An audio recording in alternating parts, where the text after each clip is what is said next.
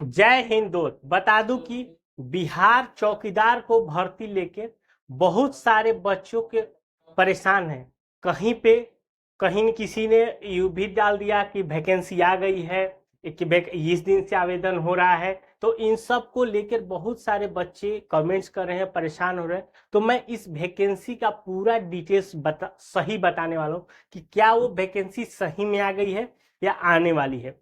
अगर आ रही है तो कितने पद पे आ रही है, उसके साथ उसमें योग्यता क्या मांगा जा रहा है, कैसे इसकी चयन प्रक्रिया रखी गई है, सारी चीजों को पूरा एकदम डिटेल्स में बताने वाला हूं।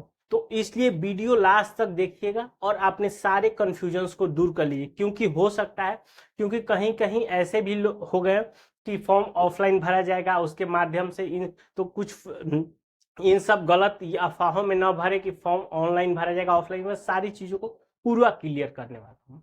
देखिए, बिहार चौकीदार भर्ती, सबसे पहले मैं देखिए ये पेपर की कटिंग देख लीजिए।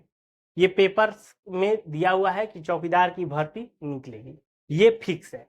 ये जो भर्ती है बिहार के हर एक थाने में अप्रोक्स कुछ ना कुछ पदों के लिए निकलेगी। जो वैकेंसी अगर आ रही है, टोटल 10,800 पदों के लिए ये बहाली आ रही है, जिसमें से 35% आपका महिला के लिए अलग अपना सीट आरक्षित रहेगा। ये भी एकदम ध्यान रखिए कि इसमें पुरुष के साथ साथ महिला भी आवेदन कर सकती हैं। यह स्पष्ट हुआ। क्वालिफिकेशन जो है ये मात्र 10वीं के आधार पे है। ये अगर आप 10वीं पास है किसी भी डिवीजन से तो आप इसके लिए आवेदन कर सकते हैं। इसके साथ साथ प्लस में एक समझिए कि जो अगर मेल कैंडिडेट होगा उसको साइकिल चलाना आना चाहिए। तो मुझे नहीं लगता कि कोई भी ऐसा कैंडिडेट होगा जिसको साइकिल चलाना नहीं आता है। ये पहला कंडीशन।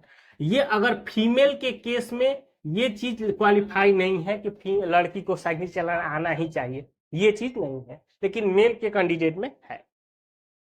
एज की अगर बात करें तो 18 साल से लेकर 37 साल ये एज रखा गया है जनरल ईडब्ल्यूएस के लिए। ठीक है। अगर कोई बीसी कैटेगरी, ईबीसी है या जनरल की महिला भी है, उसके लिए भी एज आपका 40 साल तक रखा गया है। एचसी और एसटी के लिए आपका 42 साल तक एज रखा गया है। ये आपका एज है। चयन की प्रक्रिया समझ लें। देखिए, इसका जो आपका सिलेक्शन होगा वो आपका मेरिट के आधार पे होगा। ठीक है। लेकिन मेरिट किसका बनेगा? जो 10वीं के आधार पे जो आपका अंक है। ये नहीं कि आपका 10वीं भी जोड़ा जाएगा, 12वीं भी जोड़ा जाएगा, ग्रेजुएशन भी जोड़ा जाएगा, ऐसा तो नहीं है। आपके जो 10वीं का मार्कशीट है उसी को बेस मान के उसी के आधार पे आपके मेरिट को बनाया जाएगा। पहला चीज। अगर मान लीजिए इनकेस ऐसा कुछ हो जाता है कि 2% का सेम हो जाता है, मान लीजिए मेरा भी अगर 60% है, किसी और का भी 60% है, तो अब ऐसे में क्या करेंगे? तो ऐसे में उस व्यक्ति को प्रायोरिटी दी जाएगी जिसका डेट ऑफ बर्थ ज्यादा है। यानी कि अगर मान लीजिए कोई 2004 का है और कोई 1990 का है, तो 90 वाले को पहले प्रायोरिटी दी जाएगी, 2004 वाले को प्रायोरिटी बाद में दी जाएगी। ठीक है। ये हो गया। तो इस तरह से आपकी चयन प्रक्रिया रहेगी।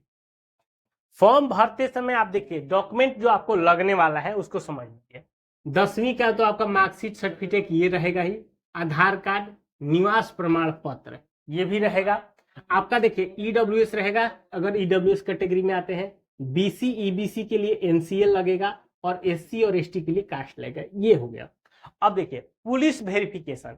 पुलिस वेरिफिकेशन जिसको हम लोग करेक्टर सर्टिफिकेट बोलते हैं, एसपी के द्वारा निर्गत ही ये करेक्टर सर्टिफिकेट यानी पुलिस वेरिफिकेशन चाहिए, ये आपका लगेगा। उसके साथ जो जैसे पुरुष वर्ग है जिसको लिए लिखा गया कि साइकिल चलाना आता है कि नहीं, तो भैया इसका भी एक प्रमाणित होगा। तो हो सकता है कि अभी ये नहीं बताया कि किसके द्वारा बनाना है, नहीं तो ये मुझे जहां तक उम्मीद है कि पंच, सरपंच या अपने गांव के वार्ड या मुखिया के द्वारा उनके लेटर पैड पे ही वो एक प्रमाण पत्र आपको बना के देना है। जहां तक यही होने वाला है, क्योंकि इससे रिलेटेड मुझे नहीं लगता कि इससे ज्यादा वो लोग गाइड मांगेंगे, लेकिन ये सर्टिफिकेट की मांग जरूर होगी, ये भी समझ लीजिए। उसके बाद आपका फोटो लगेगा। तो ये आपके डॉक्यूमेंट्स होगा।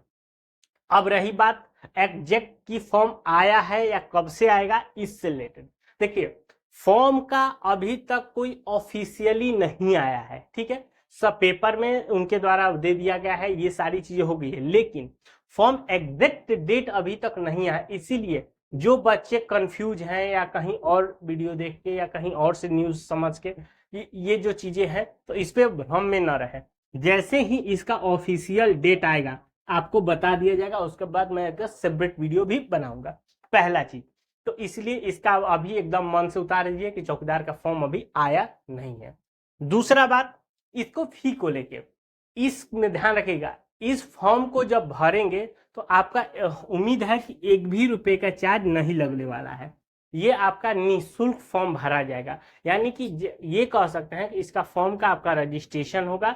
रजिस्ट्रेशन करने के बाद आपको रजिस्ट्रेशन स्लिप मिल जाएगा और इसका जो चयन प्रक्रिया भी होगा जिलावार होगा, जैसे रोहतास जिले का अलग होगा, भोजपुर का अलग होगा, अरवल का अलग होगा, ऐसे ऐसे हर एक जिले का अलग होगा और सबका अलग अलग मेरिट लिस्ट बनाया जाएगा। वो भी देखिए, क्योंकि पहले ही इन्होंने बोल दिया है कि ये मेरिट के आधार पर इसका सिलेक्शन होगा, तो इसलिए आप इससे लेकर ज्यादा अभी अपना घबराइए मत। हाँ, जो फॉर्म अभी आ गया है उससे रिलेटेड हमारे लगातार वीडियो आ रहे हैं, उस पर आप जो आ गया है उससे रिलेटेड ध्यान रखिए। अभी चौकीदार के जैसे ही आ जाएगा उस पर आपको वीडियो बना देंगे, ठीक है। मिलते हैं नए वीडियो में, तब तक लिए जय।